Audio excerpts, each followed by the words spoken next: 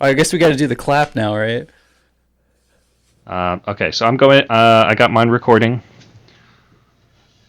All right. Yep, I I guess we'll do do too. a 3, 2, 1. All right. Okay, that sounded okay on on my Okay. end, We'll so we'll we'll take go it. with it. All right, welcome to episode 19 of the Podratix Gaming I'm Cast. I'm Sophia. Zach, and as always, we're going to be talking about games, some Vidgy games. There was a whole Nintendo Direct that happened that announced a bunch of Vidgy games, right? Yeah. I heard about it on the news.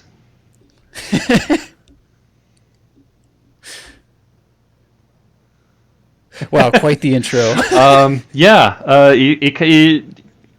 Gosh, like Nintendo keeps doing this where they'll just like drop announcements last minute, just out of nowhere. They were like, Yeah, there's a I think direct we. tomorrow." Oh, okay. I guess Yeah, I'll be there. Hey, for I think we talked about this before, but it feels like every announcement they make is either like years and years away or like in the next there's month or no middle two. ground unless it's triangle It's strategy. so strange. Good old triangle strategy. Have you played the I'm demo not for it yet? interested, honestly. Oh, okay. Oh yeah, that's right. I kind of forgot that you weren't. Did you play Octopath? I can't remember. Um, I did play the demo for Octopath, but I haven't played the whole game. And I only did the Okay. dancer story. I think that was from the first Yeah, demo, right? They did like three of them or something, and I played every one and was like, this just isn't my yeah. I thing. remember. I feel like it should Yeah, be, I but remember being impressed by it, but apparently not enough to pursue playing more of it.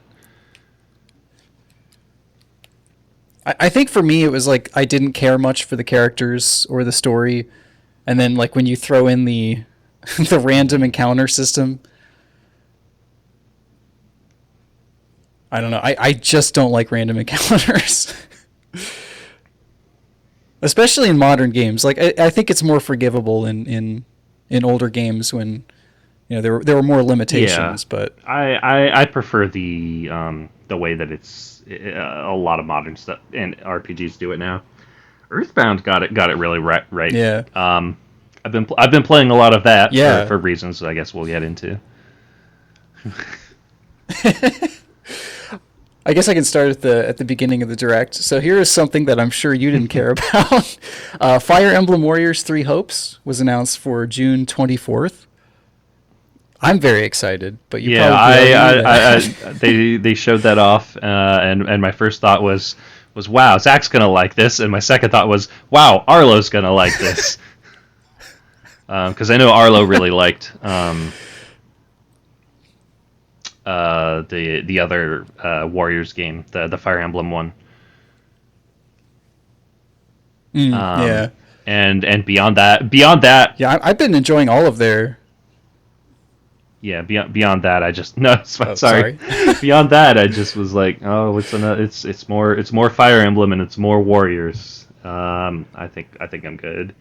I do wonder if it'll Yeah, run better than Hyrule Warriors.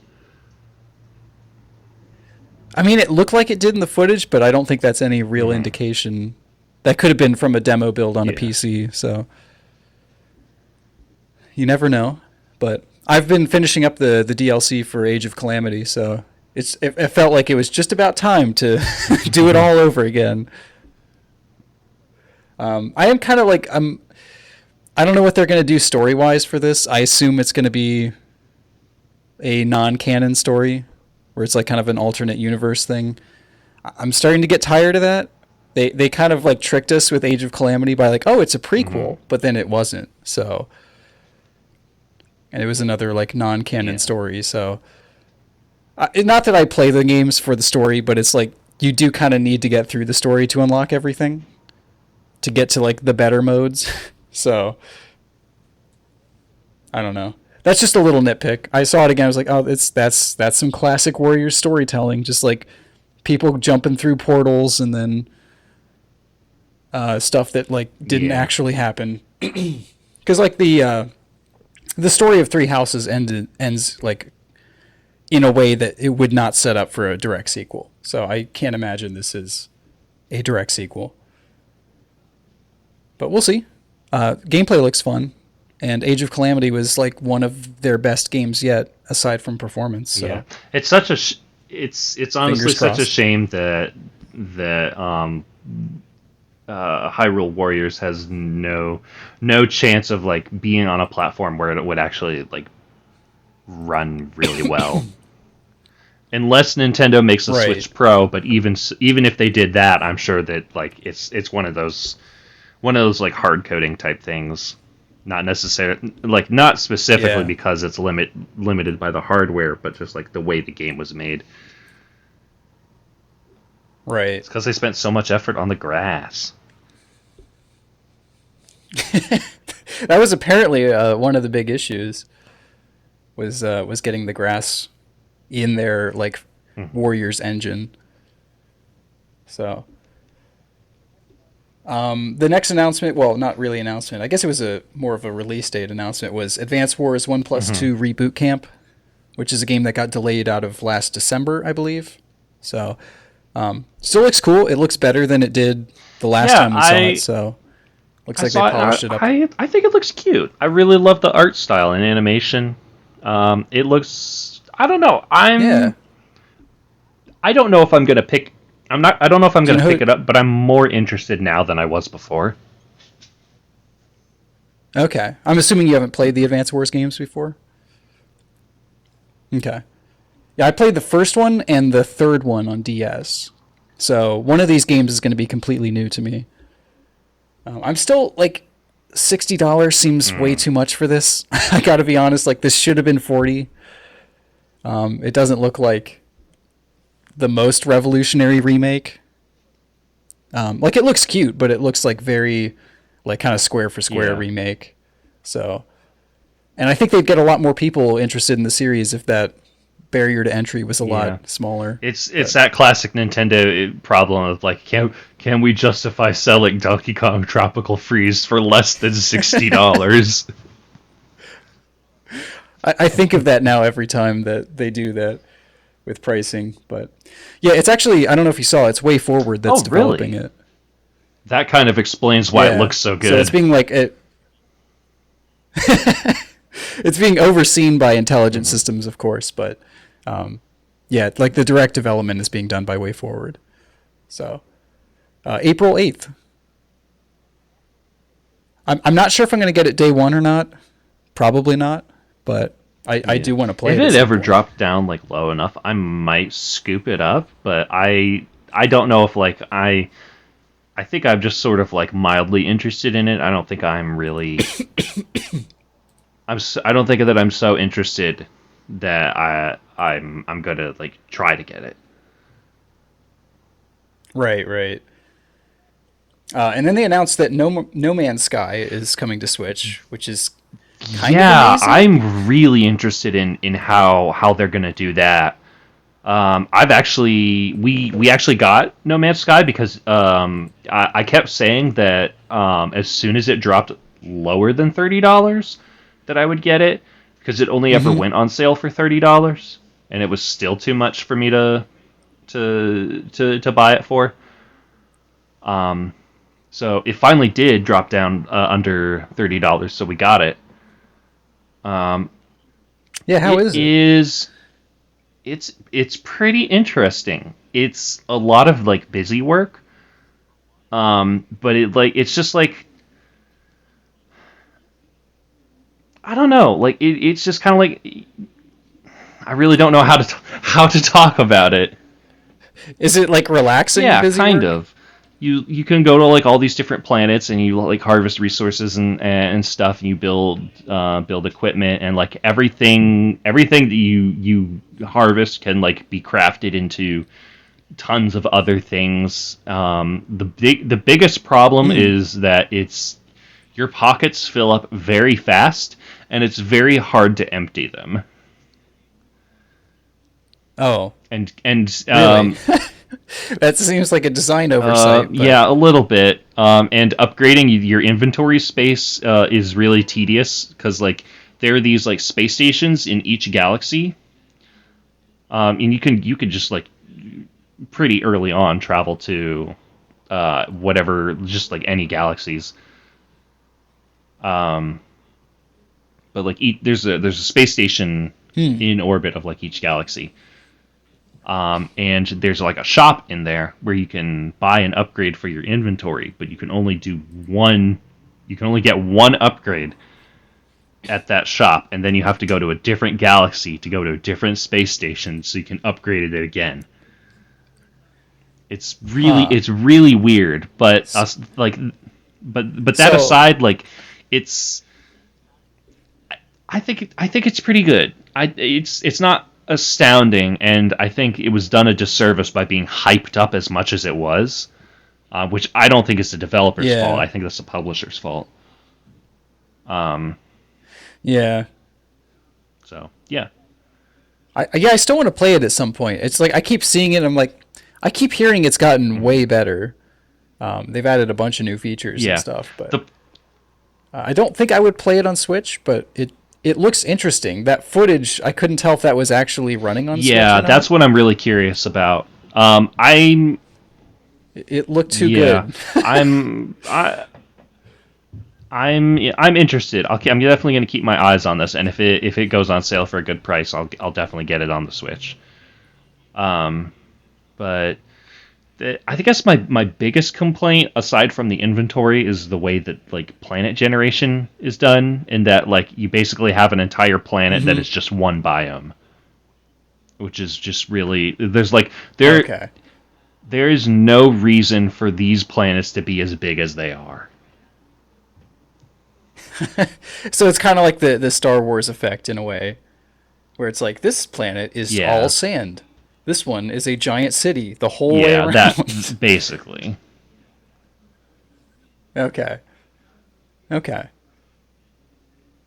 But I mean, they are like a fairly small studio, so yeah, I just feel like the game but still. suffers a somewhat from having such vast but empty, ultimately very empty Yeah. worlds. I think it could have benefited from much smaller, more like um, specifically created um, Yeah. planets. I mean, that's kind of part of the whole issue with procedural generation in Yeah, level design. Because I know like there's a lot of people excited about that technology, and it's like it is kind of cool, but like at the same time, it's not fun to play yeah. The sometimes because it doesn't feel like someone made it. It just kind of feels like, well, like a computer made it from an Yeah, algorithm. I think So it is a phenomenal tool, but it yeah, is a tool. I don't think that it should be like the yeah, groundwork for. yeah. I think it's probably handled best in Bethesda's games. I would say because I know they use like a mixture of the two. Procedural generation in Bethesda. Yeah, How so? yeah. For some of the level design, Oh, that's what like I've seen in online. crafting, in like Unless you've crafting heard the world. otherwise. No, no. For some of the yeah, yeah, and like building the open Oh yeah, worlds. yeah. Like from what I've heard, the way they do it is they kind of have like a procedural Mm. generated map, and then they kind Yeah, of yeah, build yeah. off of that.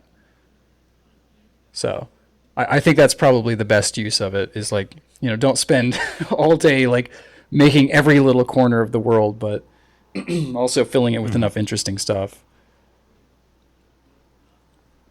Anyways, that's a whole tangent. Um, so then they announced Mario Strikers Battle League. I'm very Yeah, excited about this, but I don't I've know. never played Mario. Have No, you played? Okay. no, I've never played it, but I've Uh, heard everybody say that the Strikers games are really really good. yeah, they're definitely the most like over the top and arcadey of the Mario sports games. mainly because they involve like smashing each other into electrified fences. It's oddly violent for for a Mario game, but I think that kind of makes it Yeah. feel unique. You can definitely tell that from like the tone of that Hmm. trailer. It's much more hard hitting. So Yeah, I don't know anything really other than art style about the Strikers games, but this looks like fun. This looks like it'd be a lot of fun to get a bunch of friends together to play. Like yeah, how especially since they announced the 8 players locally hmm on one system. Like that's yeah. insane. This would be like a perfect addition to like alongside Mario Party, I feel. To just like make a night of like Yeah, playing Nintendo games. yeah, yeah. That'd be Which a lot of fun. I don't know. Maybe it's just because I'm old. But that just feels like really there's something nostalgic about the idea of being able to do that that kind of calls out to me. Yeah, yeah. I mean, local play is just always more Hmm. fun. I feel, but just hard to do these days. But yeah, it doesn't look like there's like from this trailer. It doesn't look like there's a ton of new ideas they've introduced, like the new hyper strike thing or whatever it's called. It feels like a much more balanced and better way of doing the charge strikes from Mario Strikers Charged on the Wii. In that one, like you did something of the same thing where you had to like bring up a gauge and then get it in the 2 specific green zones, just like in that trailer.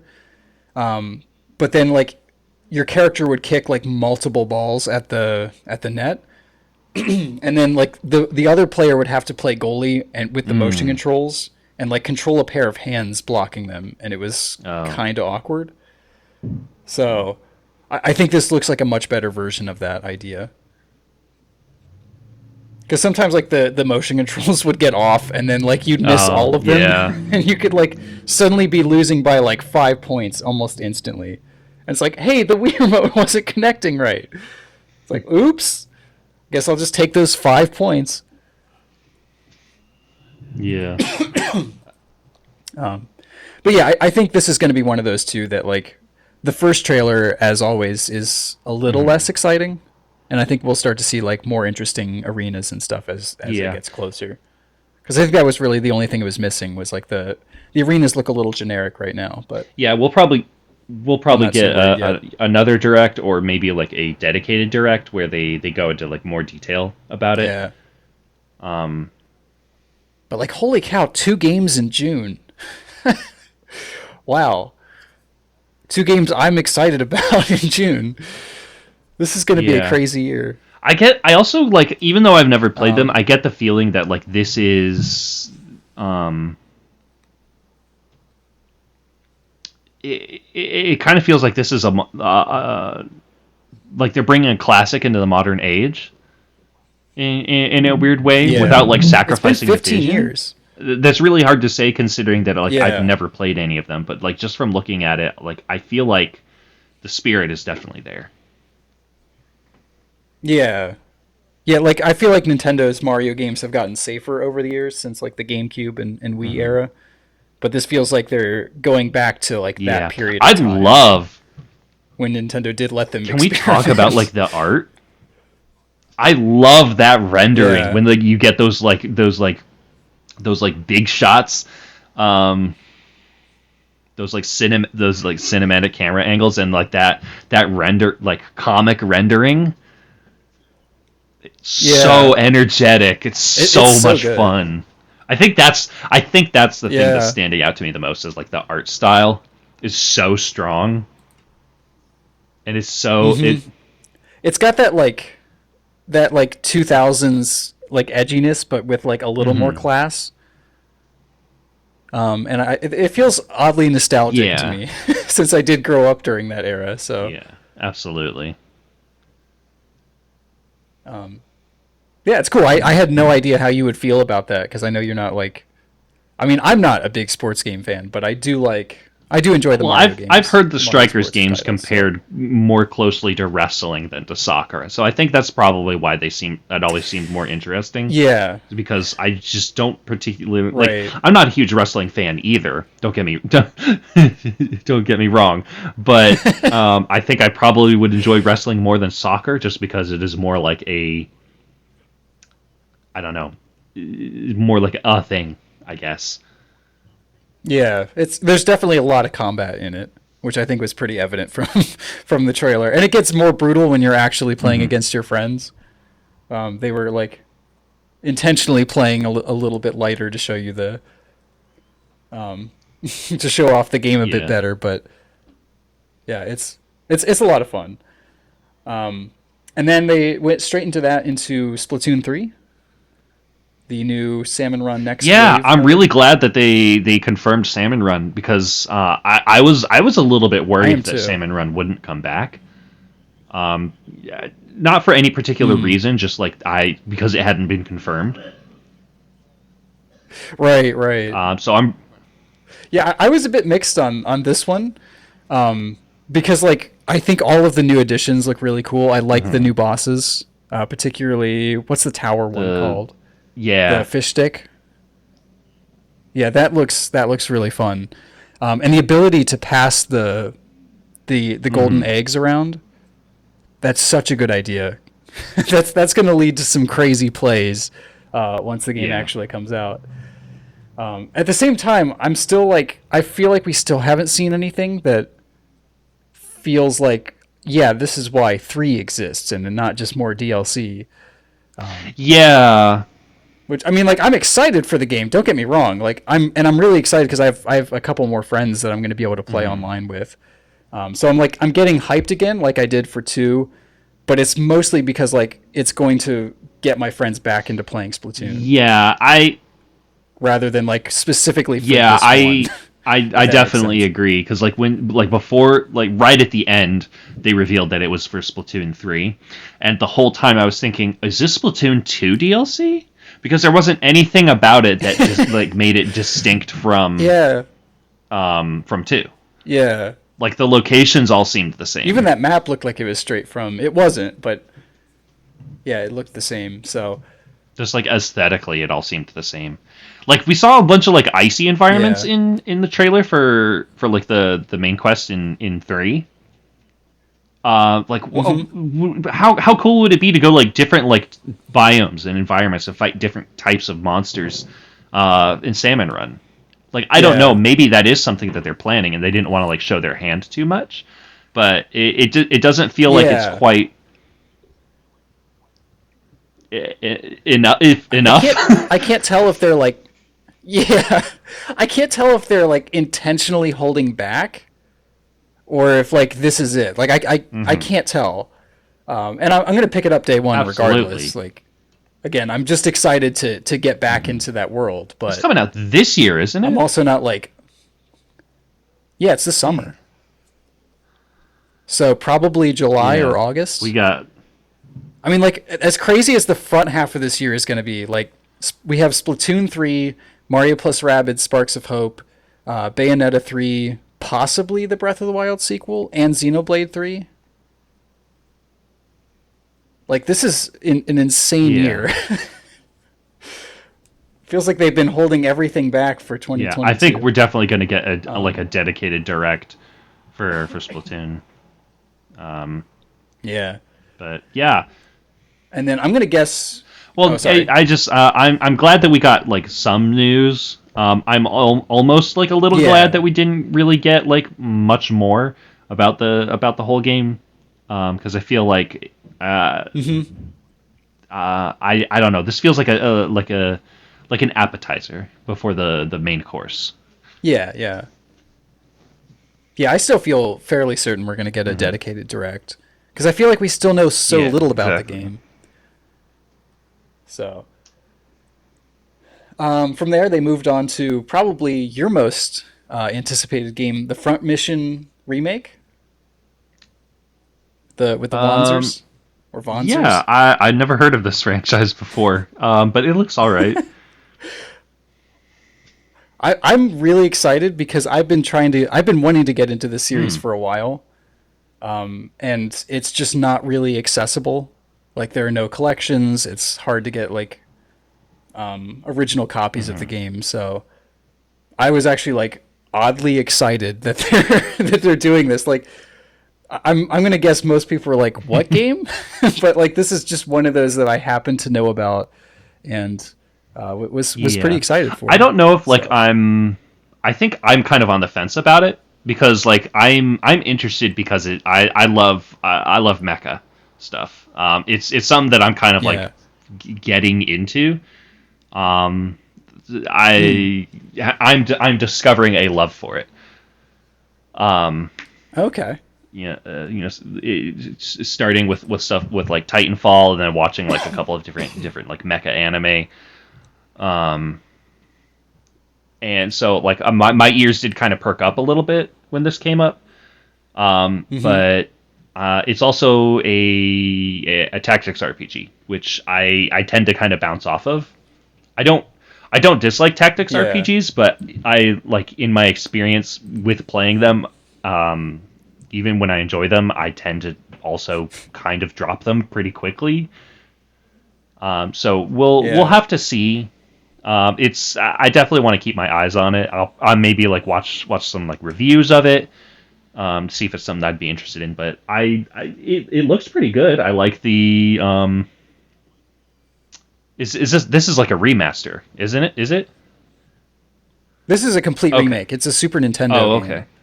that's been like completely redone, and they've kept the original '90s like Square Enix art style, which I Okay. appreciate. And did you see who's developing it though? I think I missed it. Who is it? Forever Entertainment. I'm completely blanking. Who's Forever Entertainment? Let me. I gotta pull up the list because I think I've made you play some of their Oh no. games. They are a publisher, to be fair, so it's not like all of their games are terrible. They've just published some questionable games. Uh, Here we go. So they're the team behind Timberman Versus Hmm. and Fly O'Clock and No Thing, that game that made me sick, um, and Mr. Blaster.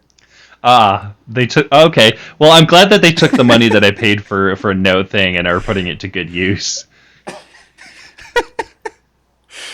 They're a weird publisher because they've published shovelware, and then in like the last 2 years, companies all over the industry, like big companies, including Nintendo, Sega, and now Square Enix, are working directly with them to remake games. That is so Like they were the wild. ones who did the Panzer Dragoon remake a couple years ago for the Switch. Wait, they must be getting getting money from like all the people that are buying their game because it's like $1. Yeah, I don't know. It's super weird to see, but like they're actually like making a name for That is themselves now. so So wild. like I know Nintendo invested in them like a year and a half ago or Wow. something. So I guess they saw something that I haven't yet. But this is their first game that I'm like legitimately excited Hmm. for, and it looks super quality, like high quality for that size of Hmm. team. So, yeah, Disney Speedstorm, Star Wars: The Force Unleashed is getting ported to Switch, the Wii version. I don't know. Like, actually, are you a Star Wars fan? Do you care at all about Star Wars? I don't think I'm I've like ever a pretty asked you. casual Star Wars fan. I haven't Okay. even like seen the newest movies. I saw like the first new movie. I don't think you're missing. I don't think you're missing out Okay. on anything, but um, I I, I remember yeah, when it came this was out. like a interesting. Yeah, The Force Unleashed. but I never played it. Yeah. What's interesting about this is that like I only had a Wii at the time, so I didn't realize until like a couple years later that the like 360 PC PS3 version was by like it was basically a completely different game by a different developer. and like the Wii and PS2 versions were handed off to a different developer. But like the Wii version is way better. Like I went back and played the 360 PS3 version years later, and it's like it's a buggy mess. It has like really long, boring levels. There's less story. I don't know. It's like it's just a worse game in the weirdest way That possible. is Like, really weird because it's usually the opposite. yeah, like everyone was excited for like the next gen versions. It's like, oh, the Wii's getting like a different version or something. But it's funny because I feel vindicated. This is the Wii port that they're bringing to Switch, not the PS3 That's 360 amazing. version. So even they admitted that the Wii version is the better one. That's incredible. Yeah, the PS3 version's a glitchy mess.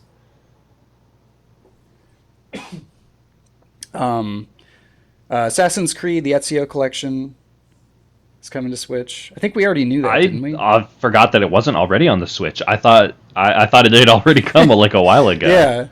So I was like, oh, okay. I know they put like 3 and 4 on there in Rogue, I think. Yeah, I think so. And apparently like the full games. I don't think these are like the cloud versions. No, these are the real ones. Yeah. Thankfully. There was a bit where Kingdom Hearts they did another like they had already announced it, I think. But they were like just to remind you, you can play all of the Kingdom Hearts games, but only on the cloud. And it's like $72 on sale. Like they're doing that pre-order sale thing where you get like 10% off. And it's like, why is it so expensive? Why is it so expensive to not own a copy of a game that like could be shut down in a couple years? Yeah. That you need a constant Wi-Fi and strong Wi-Fi connection for. But like that's just ridiculous to me. Cloud version anything on the Switch just feels so like I don't understand why it's a thing. Just because you can do something doesn't mean that you should. Like the whole thing about the Switch is that like it is you can take it on the go. You know, you don't have to be tethered to the wall or the internet or anything. So like making a game that you can only play when you are plugged into the wall and plugged into the internet just feels so contrary to the entire concept of the Switch. Yeah. Didn't you say you tried the 5-minute demo or something they give you of Control? Yeah. It was it was okay. It was work? all right. There was a noticeable lag for sure. But like it looked nice. Aside from like the you could tell like there's compression you can see, but like if you're getting into the gameplay and it's running smoothly, you don't really notice it that much. It's just like you can see it, but like other than that, like it's rendering everything nicely, and I guess that's pretty cool.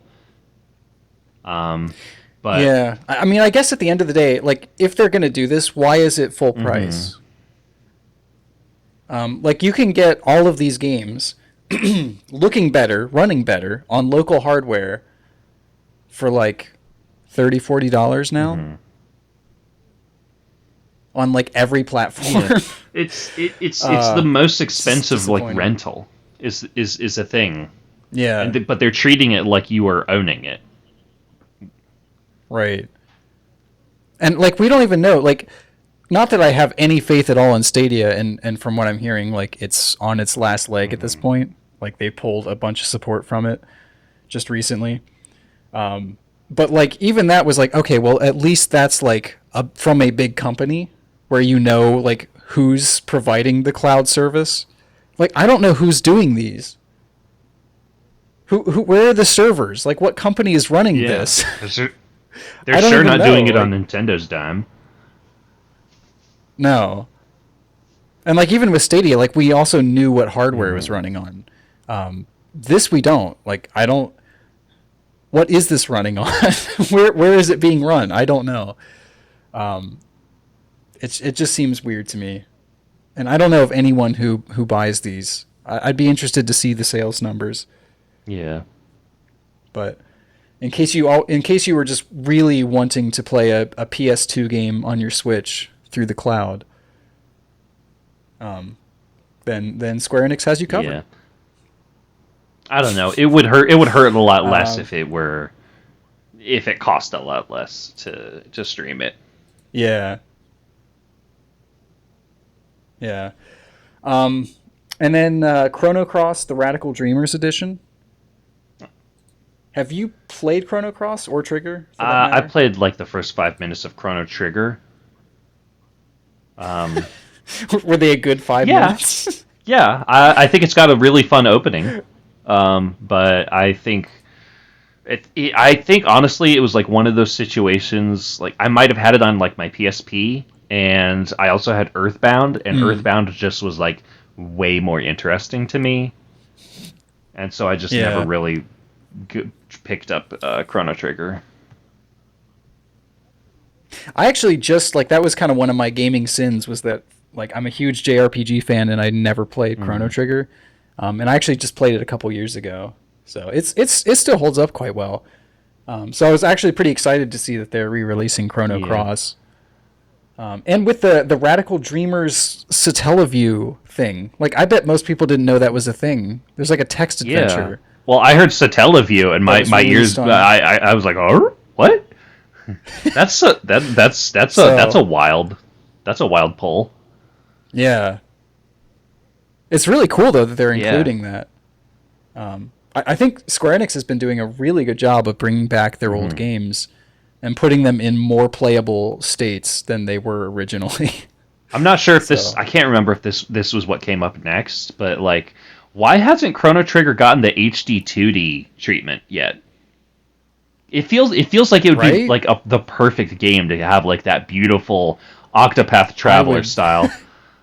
Tr- I would love to see that. I Yeah. think if that happened, I Um, would definitely get it, and I would definitely play it. yeah. I would replay it for that. Like I would love to see what that looks like. Um, and then we got another trailer for a game that I I'm not sure how you're feeling on this. Kirby and the Forgotten Land. Because okay, so the last time that like before we knew of mouthful mode, you you had said like you had some concerns, and then we hadn't really talked Hmm. about it. And that was before this trailer. Every time I see this game, I get like significantly more Yeah. excited. This is still my most anticipated. Well, okay, no, there's another game that got announced in this direct that I'm more excited for, but this is now second, a close Yeah. second for my most anticipated game. But I'm curious because like you sent me a message specifically about Yeah. mouthful mode. So I'm really interested to hear your thoughts Okay. on this. So I think I'd mentioned before that like I am just really nervous because this is kind of a big deal. There's never been like a Hmm. proper 3D Kirby game. It's always been either 2D Right. or 2.5D. Um, so this is like kind of a big deal, and the main like thing that I'm worried about is that I want them very badly to stick the landing on this. Um, Right. I think I have kind of come round on mouthful mode a little bit, but it keeps kind of going in circles, depending on like, depending on like, honestly, it has kind of like gone full circle. So like they first showed off mouthful mode, and I was like, oh no, this makes me very uncomfortable. The way that he's like stretched around the car just feels very, very upsetting on a visceral level that I can't really like explain. It just feels wrong. Um, That's and fair. there like other things where he's just like wrapped around objects in a really, really weird way. Um, but I've kind of come around on it because there have been so many memes that are like 10 times more upsetting. Yeah, I know. And so then I see the I've been trailer seeing them too. and I'm like, oh, that's not so bad actually. Because in the game, it's a lot softer, and it's like more Yeah. playful, and everything else online has just been awful. There've been so many. Every time I see a mouthful meme with teeth, where they edit teeth and it's like, oh, like that actually does get yeah, me. yeah. But I don't know. I think it's like it's definitely weird, but I kind of like that. It feels like something they would have done in the GameCube era, like some weird thing that's like, what is that? Why would they do that? Yeah. It also, like, gameplay wise though, like that's what I'm most excited for. Is like, as weird as it may look, the gameplay with the mouthful mode looks so fun. It looks like their take on the capture mechanic from Odyssey. Yeah, that's really what it looks like, and I know a lot of people have been saying that. My worry now is that like Kirby games, like the last few entries have kind of had a lot of gimmicks. Robobot did it really well, I feel, where it felt like it blended in seamlessly with the actual gameplay.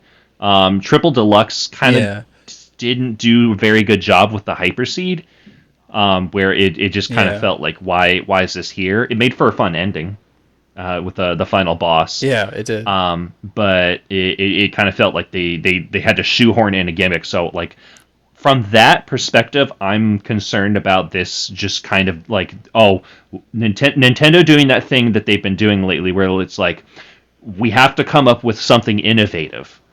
We have to have a gimmick, and I'm worried that the game will suffer because of that. Not that it will suffer, that it could suffer. Gotcha. Yeah, I mean, I think, like, as fun as the game looked in the last couple trailers, it did kind of feel like it was missing something. And I feel like this plus the ability upgrading system were like kind of the two things that I'm like, okay, this... I guess I'm just like generally more optimistic, but I'm like, this could be like the best Kirby game ever. It could not be, but yeah, I don't know. I'm whatever it ends up being, super it's interested. certainly going to be something. And it looks super ambitious. Yeah, I'm on board. I'm definitely gonna get this game for sure. It's just. It's just so weird. Like the thing is like it's just like, I don't know, the way that like the objects like stretch Kirby out just feels like it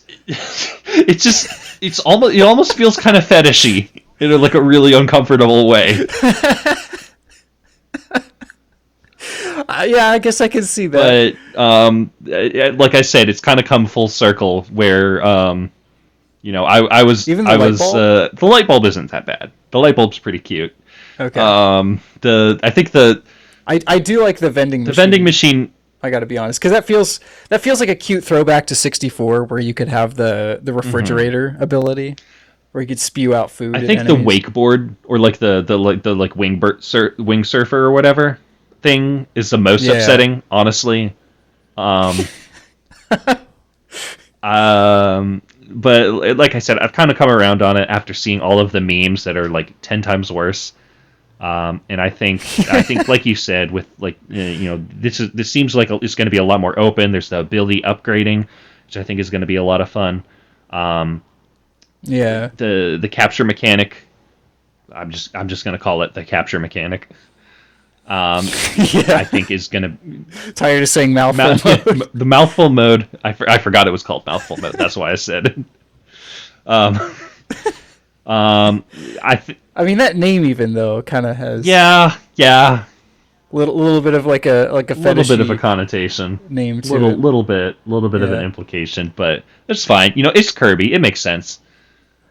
I mean, this is the. I love the setting of the world though, like this kind of like modern world. Yeah. That's like in ruins. It feels slightly Pikmin-like. That's, I think, the closest we're gonna get to another Pikmin game. I'm eager to see. Yeah, what sort of interesting gameplay moments are in store. What do you think of the animal bosses? To me, I don't think they look like they're from a Kirby game, but I think they look fun. Yeah. That one thing looks like it's straight out of a Crash Bandicoot game. That like armadillo thing. Yeah. Huh. I know what is that? I know that the internet has gone crazy for the cheetah. Yeah. As soon as I saw that, I was like, Nintendo, what are you doing? Do you know? How do you not know what you've done? what you've done. Yeah. Like they were Yeah, she was in it for 8 frames. a half a second, but that was For like enough. 8 frames or whatever. Like not even like a full 2 seconds, and the internet has already gone crazy. I'm sure. I haven't seen anything, but I like as soon as I saw it, I was like, I know what's happening. Yeah, I think it'll be a lot of fun. It's definitely like a different angle for Kirby to be going, because usually like the bosses don't really have anything to do with one another. They are just sort of like in the way on the path to the big bad. Robobot was kind of a bit different because there were like bosses in control of like the control points. Yeah. But that one made a little bit more sense. yeah, gosh, Robobot was so good. It was. It's such a good game. Yeah, I don't know. I'm really excited. I'm hoping I'm not at all disappointed, because I've let myself get extremely hyped for this. There really hasn't been like a really ambitious. There have been some really great Kirby games over the years, but I feel like 64 was the last one where they like tried to make a fleshed out world and not just kind of like they did a little bit more with Robobot for sure. But I feel like 64 was the last one to have some like real world building. Just like visual world building. Yeah. Where stuff like actually made sense and there was a progression through the level. It wasn't just like 2-4 or something. So I don't know. I'm really excited. I hope it lives up to my expectations. I guess we'll just have to wait and see. It's coming out soon. Yeah. So we'll know. Yeah, like we'll know in a little bit. March 25th. Yeah. Also, I'm sure you're very excited about this one too. The Show 22. That was the baseball game. Yeah. I mean, I was so excited that I old smoker guy voice.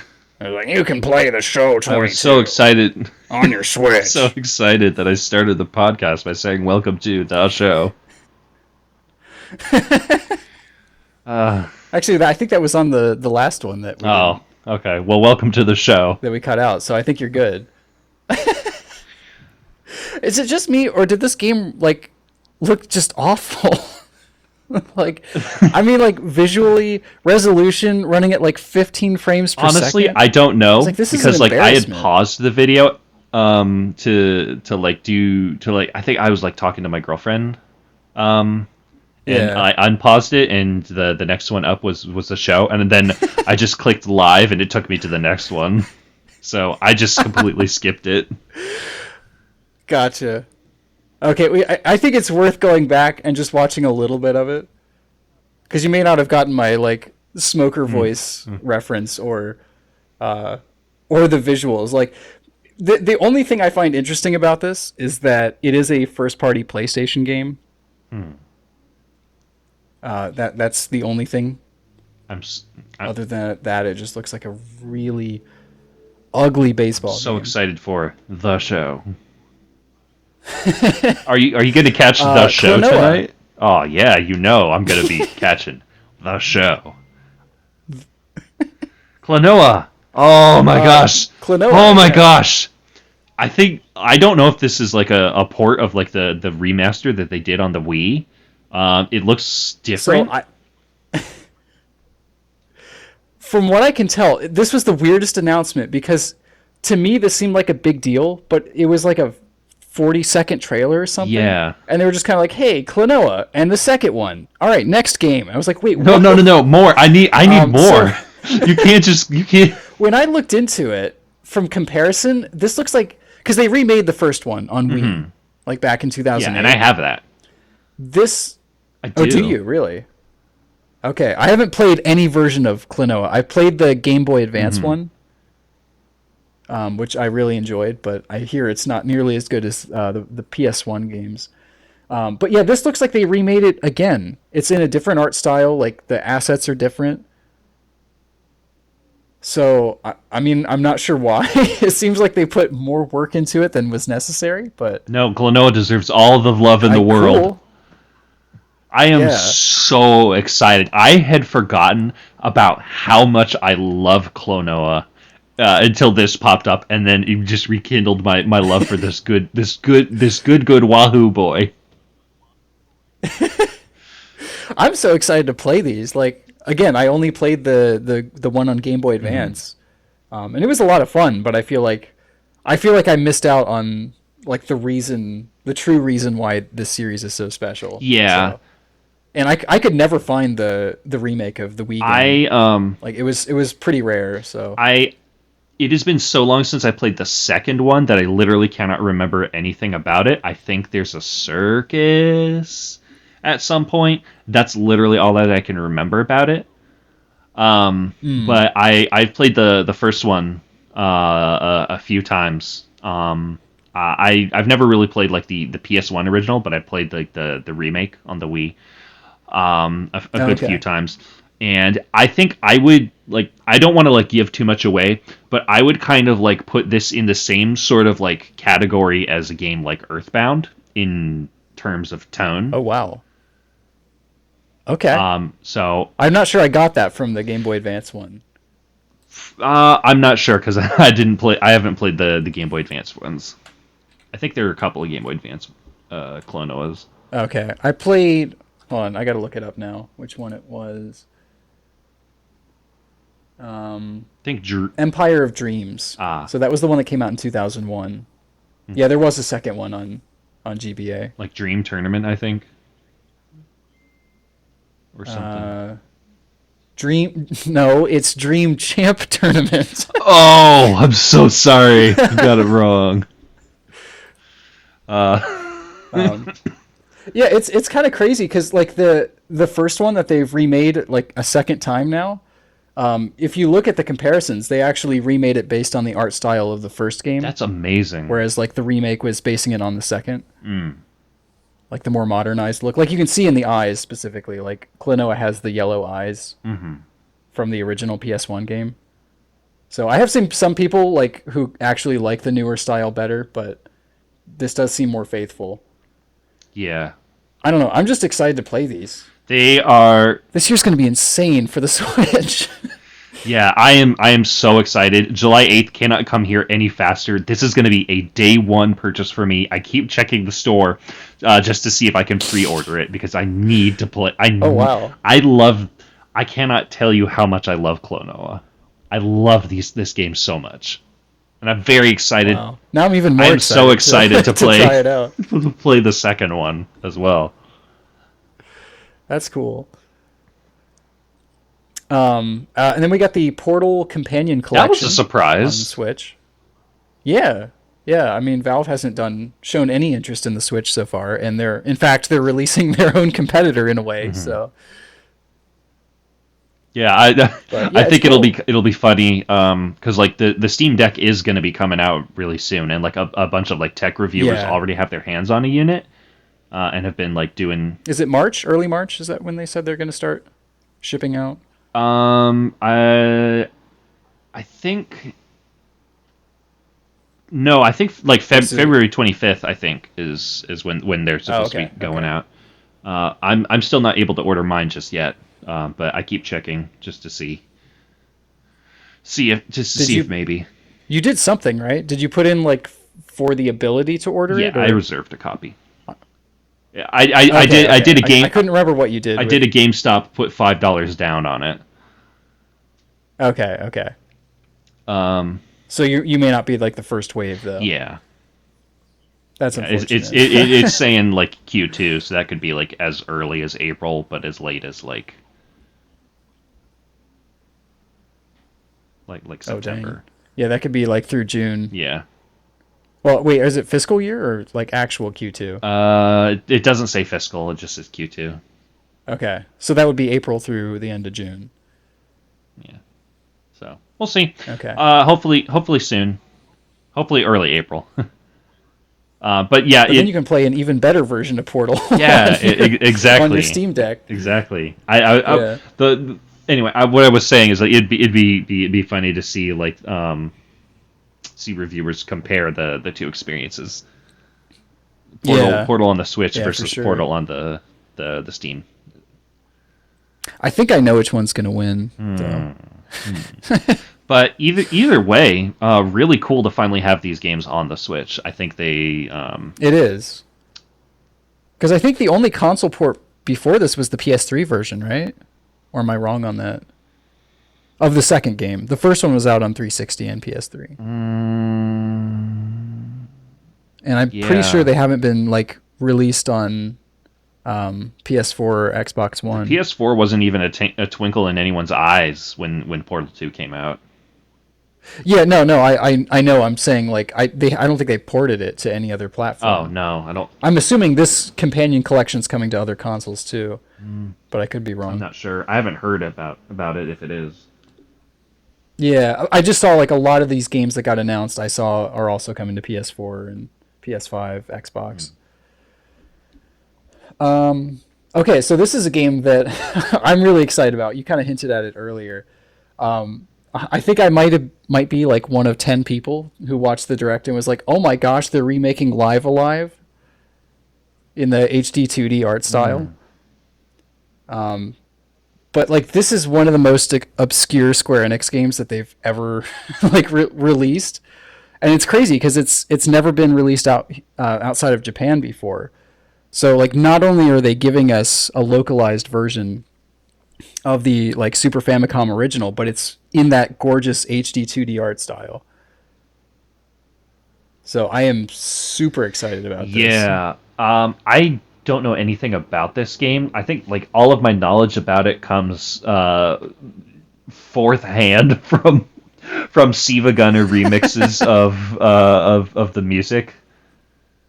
Oh really? So you actually knew about this game before? I knew that it was a game that existed. I was familiar with the title. Okay. But I could not tell you anything about it. It looks amazing. And I don't know. There's something about it that is like kind of compelling. I kind of want to try it out. Yeah, it reminds me a lot of like Chrono Trigger, where it's like that more.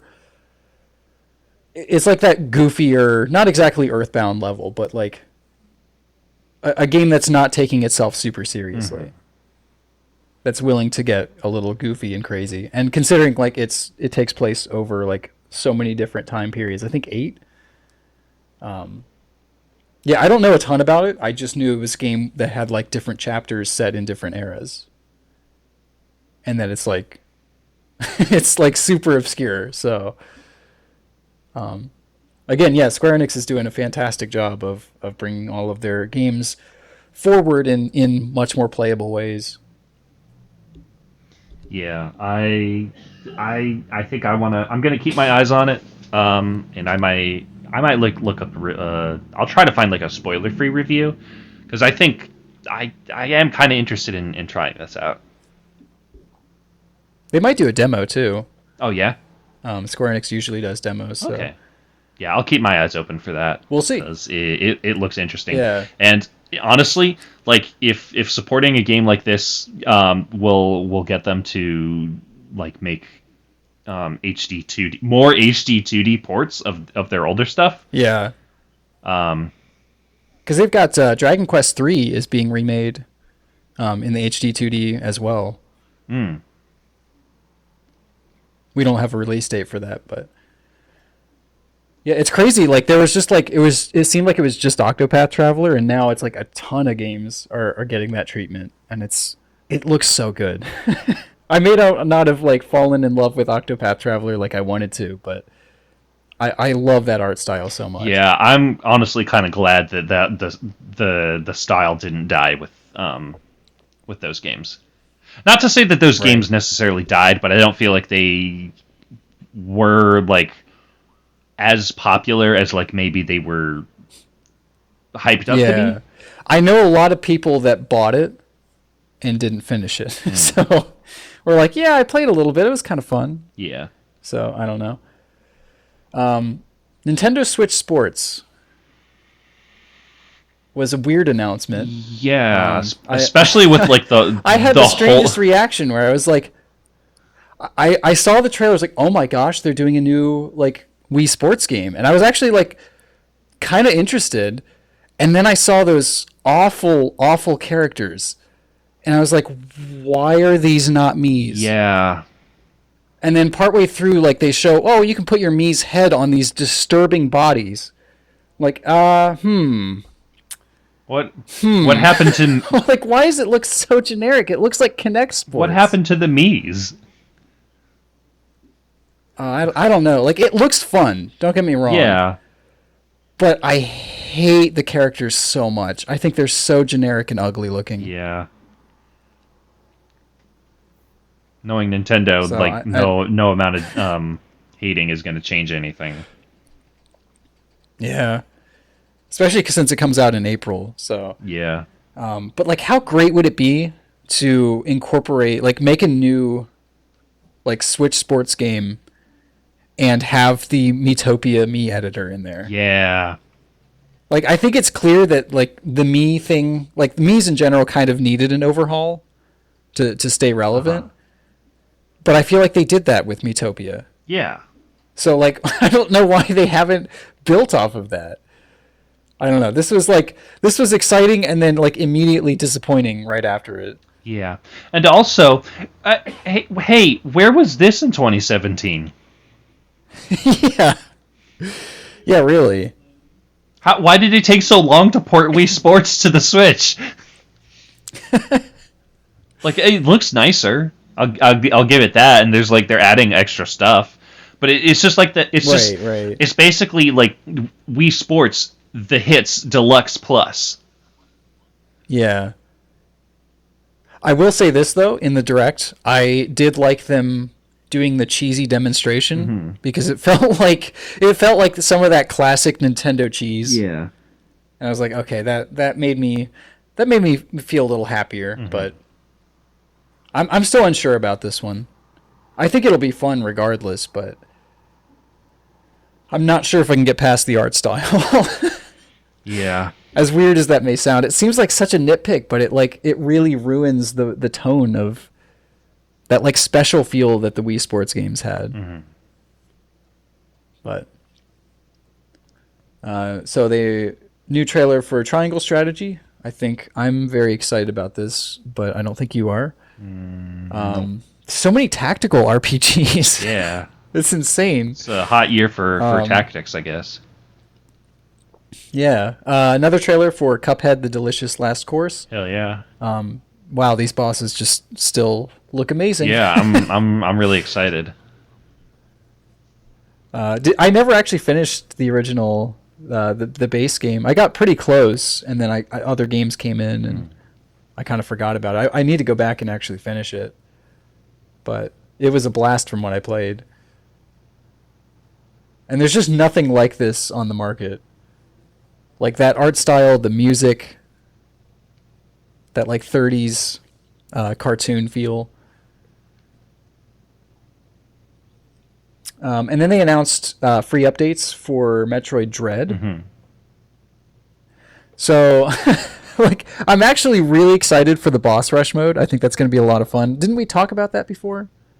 How we wanted a boss rush mode? Yeah, I'm super happy that they're adding that. So, yeah, the first update, I'm not as sure about. It's cool that they're adding a new rookie mode, because I think the game is, like, even on this base difficulty, fairly challenging, which I appreciated. But I know a lot of people, like, I saw several people online who, like, started the game and couldn't make very much progress and then stopped. So the Dread mode, though, I feel like they went a little too far. I would have liked to have seen, like, a crazy difficult mode, but I'm not sure I'm up for, like, one hit. You know? Yeah, I don't know. I think it might be fun. That could be fun for like GDQ or something. Yeah. I think it'd be fun to watch somebody do a run. I don't see myself making much use of it. Yeah, I do wonder though, like, maybe not for the full game, but if they add that in for like boss rush, that would be really cool. That would be fun. I hope they do that. I hadn't even thought about that.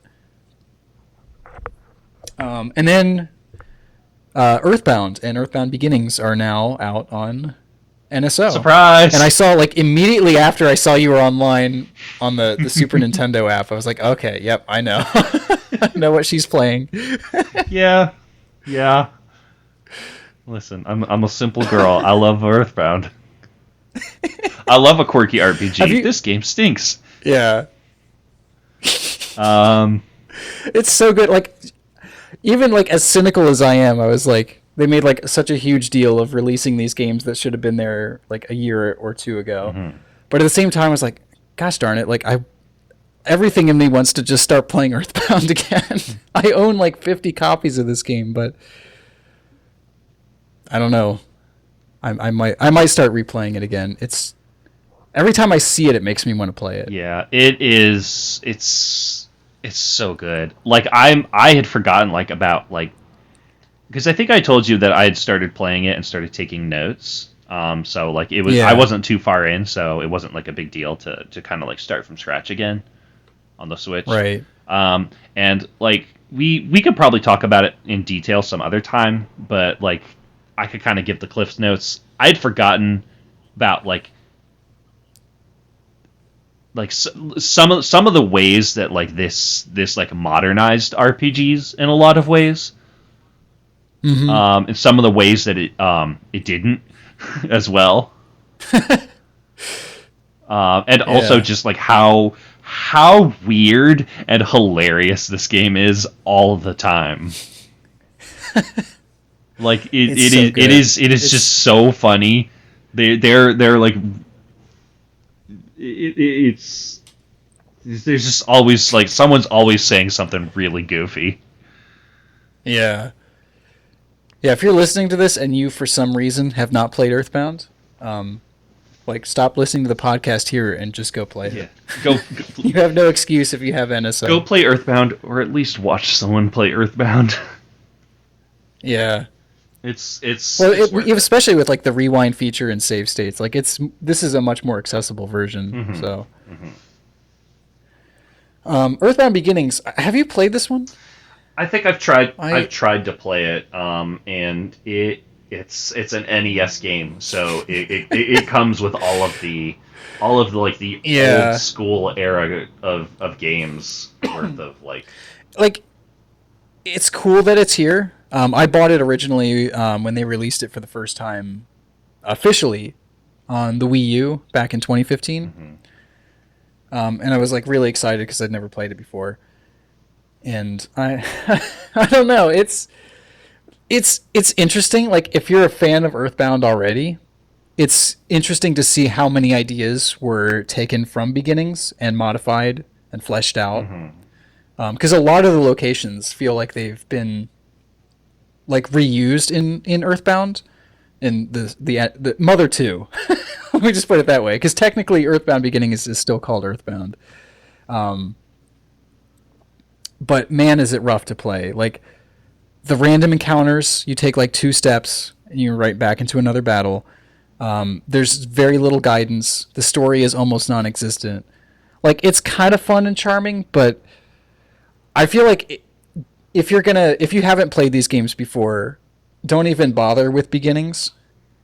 Like just go straight to Earthbound. Yeah, definitely play I Earthbound think first. beginnings almost takes away from the experience of Earthbound. Yeah, definitely do start with Earthbound, and if you're going to play Beginnings, you should play it on PC where you can get a like a modded version of it, because like I can't think of like the names of the projects off the top of my head, but I know that like there are people that have made like streamlined versions of the games where like, you know, random encounters aren't as frequent, you get more experience, Mm, and like even so far as like redesigning like aspects of the world just to make it like less easy to get lost.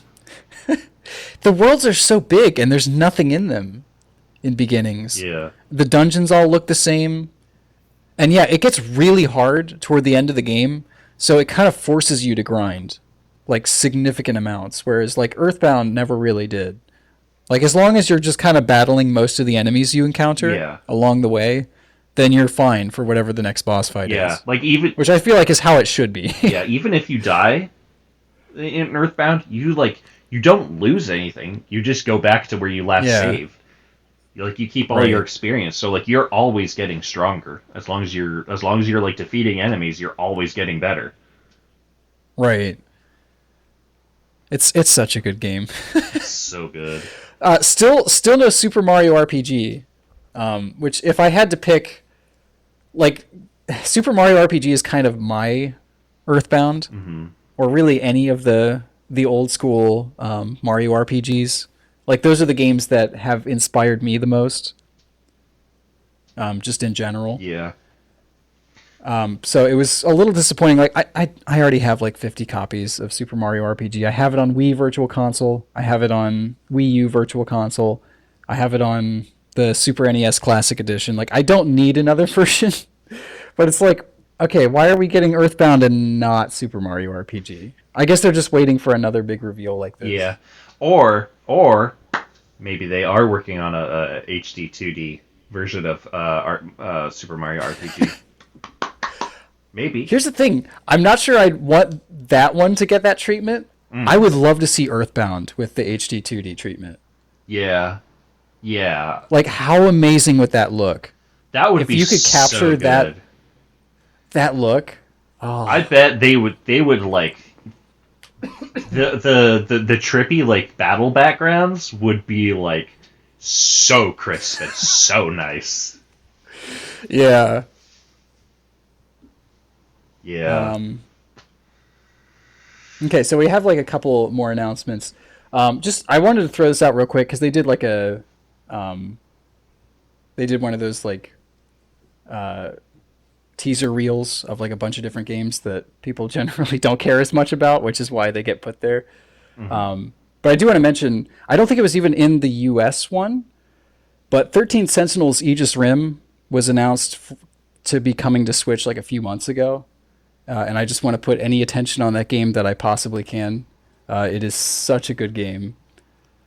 It's from Vanillaware, the developers of like Odin Sphere and Dragon's Crown. But it's like a weird...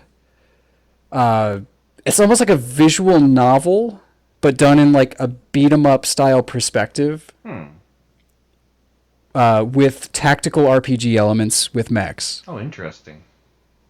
And it is it is one of the craziest video game stories I've ever experienced. And it's like a 20 some hour long game, and like that's the fastest I've played through a game of that length. Wow. So I cannot recommend trying 13 Sentinels enough. I don't know if it's going to get a demo on Switch, but it is a wild game. So okay, so last couple announcements. Mario Kart 8 Deluxe DLC. Yeah. This was a weird one. Where was this when Mario Kart 8 Deluxe launched? Right? But it gets weirder too, because like, so I don't know if you noticed this. When I was watching the trailer the first time, I was like, something looks off about it. And then when I rewatched it a few more times, I was like, oh, that's what it is. Like the art style is completely different from the rest of 8 Deluxe. Did you notice that? I didn't. I did So, know, like- like I now that you mention it, like I do remember like feeling like this looks like out of place a little bit, but So not really I like thinking figured anything out of it. why. So these are the tracks from Mario Kart Tour, and I know they're including some of the original tracks, but I mean the remastered tracks, like the ones from, the original Super Nintendo game, 64 Super Circuit Double Dash, all of those. Those are the remastered versions from Tour that they already had models for, Oh. and they brought them over to 8 Deluxe. Oh. So that's why everything looks, because that game has that like more simplistic art style, since it has to run on a bunch of different like phones of various power. So it's weird because like I'm still kind of excited because it's something, like I'm disappointed that we're not getting. This definitely says we're not getting Mario Kart 9 until 2024, at least. But also it's just like it's so weird. Like it's weird that it's tour tracks. It's weird that it's 5 years later. And coming. I don't know. This was just yeah. This was a weird announcement. I guess I'm excited. Yeah. It's cool to have like something new Mario Kart to play. Yeah. definitely. Like, I don't think it's gonna like bother me that the tracks look different, but it's like the characters look kind of out, and the carts look a little out of place in it. yeah, but I mean, I guess when when you're starving, you'll eat whatever scraps Nintendo will throw at you. So Yeah, you know, I just wondered what your thoughts on it were, because like that was I one of those. I'm I'm a huge Mario Kart fan, so yeah, I I don't know. I think it's kind of a mixed bag. I'm glad that we are getting something for Mario yeah, Kart. this is significantly better than nothing, Significantly which is better what we than have been nothing, getting. but also, why did it take so long? This Yeah, feels like an afterthought. And like it's so weird. especially with like what you said about them like basically being Mario Kart Tour Hmm. renders or whatever, not renders, but like the assets from Mario Kart Tour. Yeah, It's like, oh well, we've got this. Oh well, let's just sell it for $25 over like 3 yeah. months. Initially, I was like, when they announced that price, I was like, that's crazy low for like 48 new tracks. And then like once I started looking into it, I was like, oh, these are the tour tracks. Okay, so that makes a little more sense. Yeah, $25 feels a bit more fair now that it's like, okay, yeah, that I'm definitely gonna get this day one. Like for I sure. I need more Mario Kart in my life. Yeah, I've been so starved. It's been May of 2014 since I've had a new game yeah. in the series. There have been some DLC. There was the deluxe that added the battle mode. Um, but gosh dang, if I'm not like starving for new Mario Kart content. Hmm. And I find this hilarious too because this is this comes out like a week after the Chocobo GP game. Like they had to know what they were doing. That's just like cruel.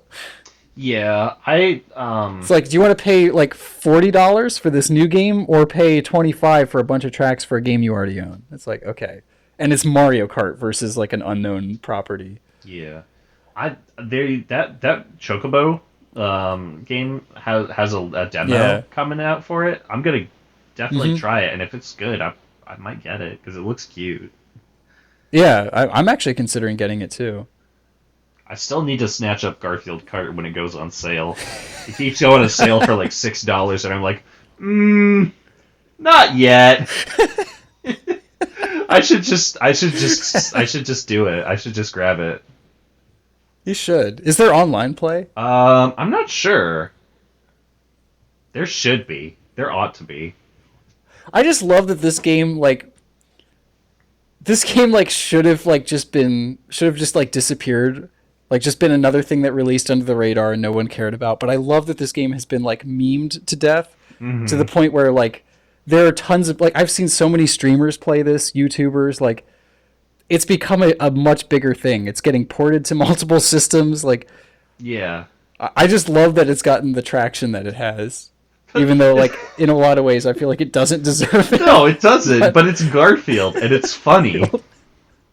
yeah. It's ironic, Yeah. and I don't know. There's something just kind of like inherently beautiful because of that. Yeah. Um Lastly, they ended the direct with Xenoblade Chronicles 2, which I flipped out over, and I don't have like any friends who play this series. So there are like so many things in the trailer. I'm like, oh my gosh, is that pointing to this happening? Is that this character? Is this a descendant of that character? But I'll Z. just have to. Yeah, I, I saw this and I was like, what is this? Is this Xenoblade? I don't know what's happening. What is? Who are these people? What do they say? Why are they all British? No. Do you know the story behind that? Yeah, I do. I think that's really funny Okay. that they just stuck with it. Yeah. It makes it like have a unique charm to it. I kind of like that they've kept that. Yeah. Yeah, Xenoblade Chronicles 3. I am like this is now my most hyped game of the year. I love these games so much, and it felt like initially when two came out that these were going to be like similar to like a Final Fantasy game or Fire Emblem, where it's like an anthology series Hmm. where they still have the same name but they're completely different worlds. because it seemed like there was no connection whatsoever to the first game. And then there was like some scenes toward the end of 2 that were like, wait a minute, wait, is that? And then they like released the remake of the first game that added like that Futures Connect or something. I don't know. It had some other name, but it basically was setting up for this game. Apparently, I haven't played it, unfortunately, but So that's what Monolith has been doing. yeah. So it's like this is the game that is merging those two universes, or those two the worlds of those two games. And it's seeing again like the end of 2 kind of sets some stuff up that got me like very excited, but this is the game where like we actually get to see the payoff of it. So no, I don't know fully what's happening either, but I'm excited to find out. It just requires about like 250 hours worth of gameplay to catch up. I have a hard enough time doing anything for 1 hour. Yeah. Yeah, so it does seem like this game kind of expects that you've played the first 2 games and the DLC. Yeah, I think I'm probably gonna miss this one. Yeah, I figured. I kind of hate that. Like it's not really anyone's fault. It's just like like I don't have the time or patience to sit down, and play these games. Yeah. But it still sucks because like they look interesting, they look fun. Yeah.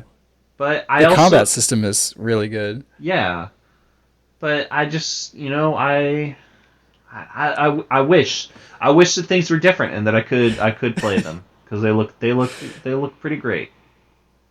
Yeah. They're definitely something special. So yeah, so that was the direct. Yeah.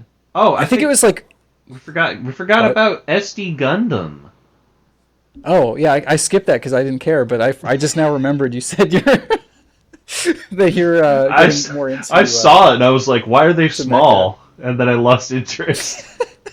Okay. It doesn't look good. It looks boring. This was the one I didn't even see the trailer for it. This was like probably the most entertaining a direct has been to me, like throughout the whole thing, because I usually gauge that by how many times I check my phone. Mm-hmm. And SD Gundam was like the one game that I did check my phone on. Mm-hmm. I would have checked the show, but I was like so mesmerized by how bad it looked and how it was running at like 15 frames per second in the official showcase for it, that I was like, oh, like I couldn't look away. It looked like a train wreck.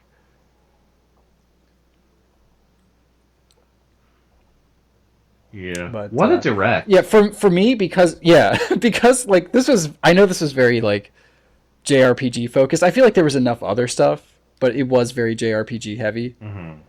So for me, it was like one of the best directs in recent history. But I'm curious to hear your take on it. Yeah, kind of felt like they kind of had a good grab bag of stuff. A little JRPG heavy, but It usually is. yeah. I know there's always that running joke of like, here's like the one game you care about, and then the rest is just JRPGs. Yeah, and there were a couple of things that were like super cool that they spent barely any time on. Here's Klonoa. All right, next game. Yeah, I was like, wait, no, I need more. Come back. Come back. Explain. Come back. Let me hear him say wahoo. Oh. Yeah, overall, though, I thought it was a pretty solid direct. Again, I am partially biased since, the RPG stuff was heavy and most of the stuff was stuff I cared about, so. Yeah. But man, what a year this is going to be. Yeah. Unless stuff starts getting delayed, like, this is going to be... And honestly, like, I almost wouldn't be disappointed if, like, 1 or 2 games got pushed out. Yeah, just because, so there's like, more. My wallet is going to be happier. Oh, I was gonna say just so that you have more room to breathe and play them. Oh yeah, but sure. Yeah, I forgot. Also, these games. All of this costs money, so yeah. Yeah, it's definitely a mix of the time and money for me. Yeah. My poor Series X, I'm like not even going to use it this year. Well, maybe Microsoft That's should make crazy. more games. Well, they do have Starfield coming out. That's true. But that's not till like end of the year. Yeah, and Redfall. That's the new Arcane game. Yeah. That's like the new Left 4 Dead. Yeah, it's open world though. Oh, it's open world? Yeah. Oh. So it's more, it's not like there are definitely Left 4 Dead elements but with vampires, but we don't really know a lot about it because we haven't seen gameplay. But every time I hear like little tidbits like that, I'm like, huh, this could actually be really cool. It sounds like it's something that kind of would have like online drop in, drop out co-op. And that definitely has me more interested. Yeah. It's weird. I've never played an Arcane game, and yet like every time I'm always fascinated by their games. Yeah, I'm trying to think. Like I've played Dishonored and I've played Prey. And Dishonored too, right? And Dishonored 2. I'm trying to think if I've played any of their other stuff. I can't think. But yeah, they've got some really wild stuff that they do. Deathloop. And you didn't play Deathloop, right? I didn't play Deathloop. I still need to. I'll probably have a more of an opportunity when I have the Steam Deck. Yeah. It's very hard to play Also, anything this is without the Steam Deck. yeah. Other than This is like kind of a definitely not a Nintendo thing, but did you see the gameplay showcase for what is that game called? Ghostwire Tokyo? Yeah, I did. So what do you think? I don't know. Uh, I think the concept is interesting, but I don't feel like I got a really good feel for it. it looks unfinished, and it comes out Yeah. like in a month or two. I don't know that I really like. I don't think it quite clicks with me. It's interesting. This apparently It looks started really out good. as It apparently started out as The Evil Within 3, and it just started becoming so different that they made it its own thing. I don't even see where that came from though. Like it looks nothing like those first two games. Yeah, But I don't know. I'm scared. I'm honestly just kind of scared for it because of like we barely seen anything for it, and it comes out in like 2 months, and they just kind of went like, oh, here's some stuff. Like it feels like they're kind of shadow dropping it in a way. Yeah. And Bethesda doesn't tend to do that. They tend to kind of go all out like a few months in advance to get the hype train going. And I know it's like obviously this is not a Bethesda Game Studios game, but they do it with like Arcane's games. They do it with Machine Games titles, id. And they did it with the first two Evil Within games, so I'm not sure. I don't know. I'm concerned about this one. It looks like the kind of Naruto gestures things look really cool, and I love the like aesthetic of the game. Mm-hmm. Like the neon lights in this like kind of rainy city with ghosts, but It looks like Fatal Frame by way of Jumping Flash, if that makes any sense. no, it absolutely does. That is a like weirdly perfect description. Because like you're like you got like all these tall buildings that you can like zip onto the top of. Yeah. It's like all in this first person perspective, and you're like cleansing ghosts and stuff. So it's like Yeah. That just reminded me we need a Jumping Flash 3 on PS5. I cannot remember the name of it, but there's actually there's an indie dev that made a game that's like a spiritual successor to Jumping Flash. Oh, really? Yeah, I cannot for the life of me remember what it's called. I'll have to look it up because it's in my wish list. Okay. Because like that, I haven't played the second one honestly, but the first one is like the weirdest thing ever, but it just works so well for some reason. Mm-hmm. Like this bizarre robot, like cutesy first-person shooter 3D platformer thing. No, that's Fatal Frame by way of Jumping Flash. That's a pretty good description. Very weird, but like kind of perfect description. Yeah. I don't know. I think we really do need to see more like intense actual gameplay because that was like Yeah, showcase gameplay. right. We need to actually see like what it's like to control this game because that felt like too like the way the camera moves around and stuff felt like too smooth and automated. Hmm. Um, Yeah, it felt like that like E3 demo feel.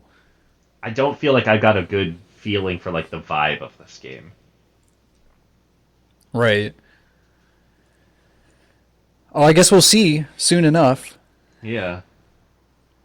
Is this another Epic Game Store exclusive? I know I it's a don't PS5 console, like timed console exclusive. I don't know. I hadn't heard that it was going to be on Epic. Okay. Was Deathloop on Steam? I guess it was, wasn't it? Yeah. Okay. I don't know. I've seen like so many PC ports now are being like swept up by Epic, so it's hard to keep up with what they've paid for exclusivity for. Yeah. I don't know. The I times they guess are a we changing. what? The times they are a changing. Yeah, yeah, they definitely are. I just realized we didn't go over what games we've been playing. I don't know if you want to. I Mm. have a game I want to ask you about because I saw you were playing it. Blaster Um. Master Zero Two. Yeah. Yeah. I really like it. It's a lot more fun than the first one. I will say. I Yeah, will say that. the overhead sections feel a lot better, don't they? Yeah, and I don't know like if this is like carrying over powers from like the first game to the beginning of the second game, but like the like quick shoot like auto aim thing like Yeah, power like the green powers you could do feel I really don't remember that good. being in the first game, Okay, it but must it's been just a be while since I played it. That was like 2017. it must just be new for two then. Yeah. Um, but yeah, it's a lot of fun. It feels really good. I kind of wish that the map were a little better. It's sometimes hard to tell like what's what on the Yeah. map or like Yeah, and I think it. how doors connect, especially. Right, right. I think that gets a little better with the third one. Like I said, it's the third one is basically more of two, but just slightly better in Mm. like a lot of little ways. This may be this might be a little bit of a self-report. Is the plant girl in three? Yes. Okay, that's all I need to know. I had forgotten that, but yes, yes, she is. She plays a role in the story, and then is also an optional boss at the end. Okay. Is that selling you on the third one? Yes. Well, I mean, I was already sold on the third because I'm enjoying the second so much. Yeah. But Kana being in two was definitely played no small role in getting me to actually start playing it. That's hilarious. I had completely forgotten that. Um, and I saw you've been putting more time into Dark Souls Remastered. Yeah, I've been trying a run where I just put everything into strength and dexterity, and it's going. I beat Ornstein and Smo, which is What is that? What is that? it's that like famously hard boss fight where you have to fight like two bosses at the same time. One of them's like big and slow, and the other one is like small and fast. And Oh, okay. I didn't get that far. I think I sent you a message. I stopped playing the game. I made it to my personal goal, and I was like, I just need to stop playing this game. Yeah. I don't know. I there's so much about Dark Souls that I really like, Mm. but that backtracking is just like it's so frustrating. I really can't stand that. And I think the part where it kind of broke me was when I got to the bell gargoyles Hmm. or gargoyles plural, I should say. Because like that run requires you the way that the level is designed, like you have to kill everything on the way there, just because there's so many tight corridors, and you don't dare risk losing any health. And it's like, well, I don't want to use any of my precious Estus flasks, so I guess I'll just have to do this. Like, if you take one hit, I'm like, I guess I have to go all the way back to the campfire, and then trudge all the way back and re-kill all the same enemies. It's like all for another shot. And the boss, like, this is such a Dark Souls thing. The Bell Gargoyle, the first half of that fight was the most fun I had in the entire game. Like, that's when the controls started clicking. I was like, okay, this feels like a slower but more tactical Monster Hunter in a way. And I was like actively having a blast with it, even though I was like, I'd already died a few times before I got to the halfway point. And then the second one comes in, I'm like, that's like such a Dark Souls move. Like, every time I start having fun in this game, like something happens. I'm like, not this. Like, and then suddenly, like, because this is the Bell Gargoyle fight is like the first time where you actually have an environmental advantage by using the roofs. So it's like it's such a fun boss fight. Like the speed is perfect. The way that you have to like balance, take blocking a hit and then immediately releasing shield so that you can get your stamina back up for the next one.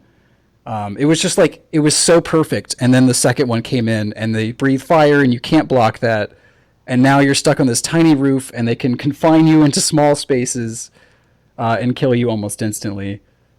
And it wasn't until like later I looked it up and it was like, oh, you just use this thing that gives you a thunder something on your sword or something. And I'm like, and then they die in like 3 hits. But like, it doesn't say that. Nothing in the game would tell you that. Why would I ever think to do that? Yeah. So it made a boss fight that was almost a blast, but also like kind of frustrating. You can also summon an NPC for that battle if you're human. Okay, I'm still playing offline though. Well, they're like NPCs that you can summon at various points. Oh, really? Yeah. But like, okay, so I did use the lightning trick, and then they died in like 4 hits. And I was like, that. I think I mentioned that with some of the other fights. It feels like there's almost like a right way to do it, and then it takes the challenge away. Or like there's a glitch that you can exploit to make them die almost instantly, or get them stuck somewhere or something. I don't know. I feel like I want to love this game so much, but I was genuinely getting angry, and I was like, okay, I just need to stop. Because I knew if I didn't like uninstall the game there, I was like, I'm just going to keep coming back to it. And I still can't tell, like, am I having fun? I don't know. I keep playing it. It's such a weird game to me. Yeah, and I think it's just not for me. I think that's what I just had to conclude. Like, that's perfectly fair, and I will say, like, the first game is definitely like it's definitely pretty rough.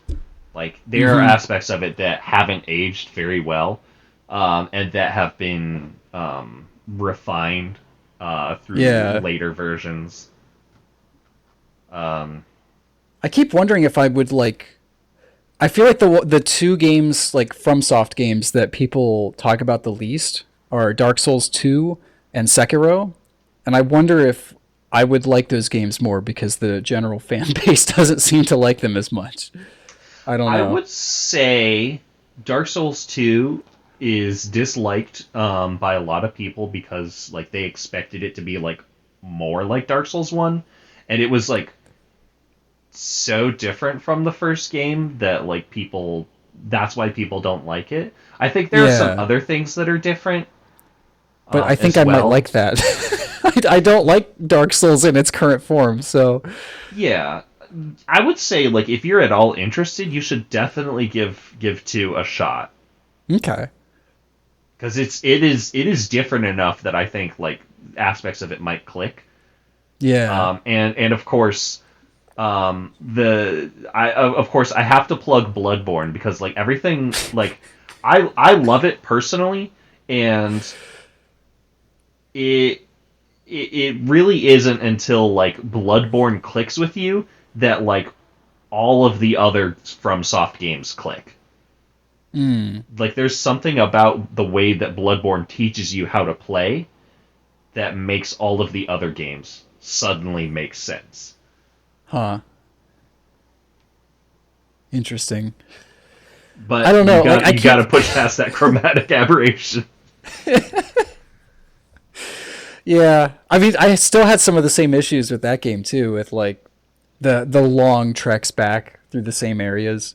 At least with that one, most of the time you could avoid the enemies. Like you could just kind of take out some of the smaller ones on your way.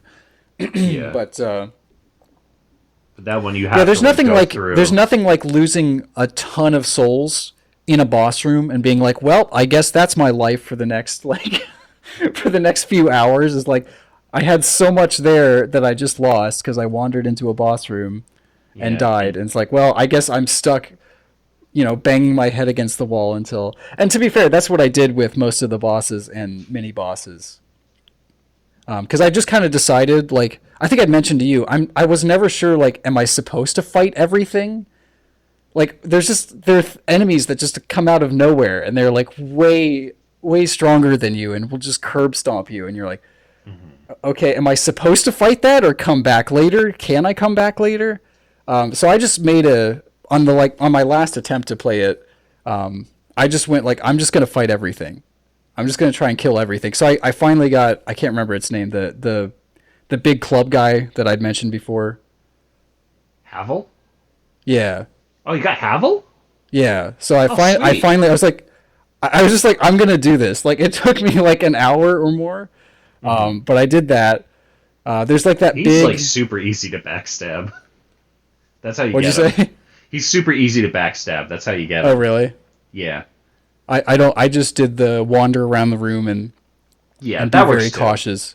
That works I was too. doing like 4 damage or something. Oh. Like Oh no. the run that I finally beat him on. It took me like 20 minutes of like just poking him with a stick, with my most powerful stick.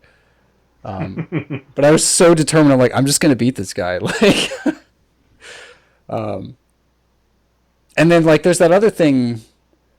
I can't remember where it's at. It's below the undead parish, and it's like what leads to that undead garden area, or that like that thing with like the living tree people that try and kill you. Oh, the dark With like root the giant basin. butterfly. Yeah, yeah, that one. Yeah, yeah, yeah. I did fight that butterfly. I didn't win. I didn't know what I was supposed to do. I was like, that's the coolest looking boss. How do I hit it from here?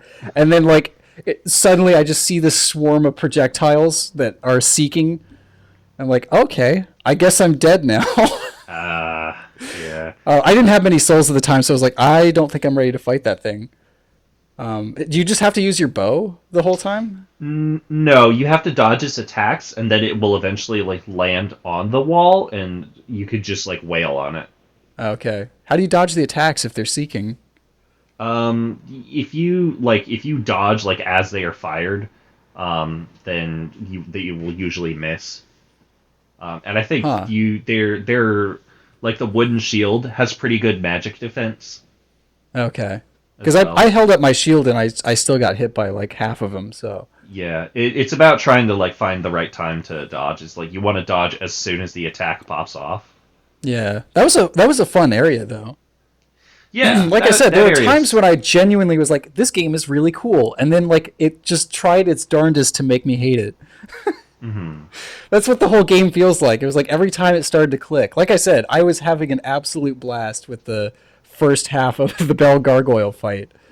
I was like, I would Yeah. love a game that's just this, like not over the top, but just like all about like the pattern memorization, and That's the apparently thing, though, that's is not that, Dark like, Souls.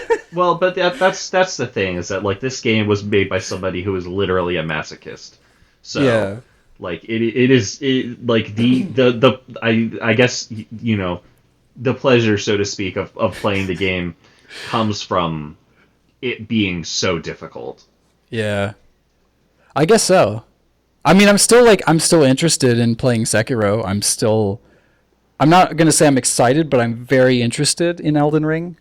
So like there's something there that I keep, especially since I keep hearing that Elden Ring is supposed to be more accessible. Yeah. So I'm like, okay, maybe that means less bullcrap, Yeah, like less one of the, backtracking, and yeah, I think like one of the big things that I heard from like early reviewers of the like network yeah, test was that they were like better like checkpoints before bosses, so that it's not really much of an issue now to like walk back to the boss, okay, which is really good, great. And also just like it being like a Breath of the Wild type game, I think is really going to open it up. It has like a lot more verticality to it that I think yeah. is really going to make a huge difference. And it just looks so it looks so good. I love You don't have much longer to wait, right? I know. Only like less than 2 weeks. Less than Wow. 2 weeks at this point. Um, I just oh gosh. Ugh. I want to play it. I want to play it so bad. It looks so good. I love the way that all the magic looks. It looks like Yeah. I just want I just want to put all that magic in my mouth and taste it. Want to go full mouthful mode Yeah. on it?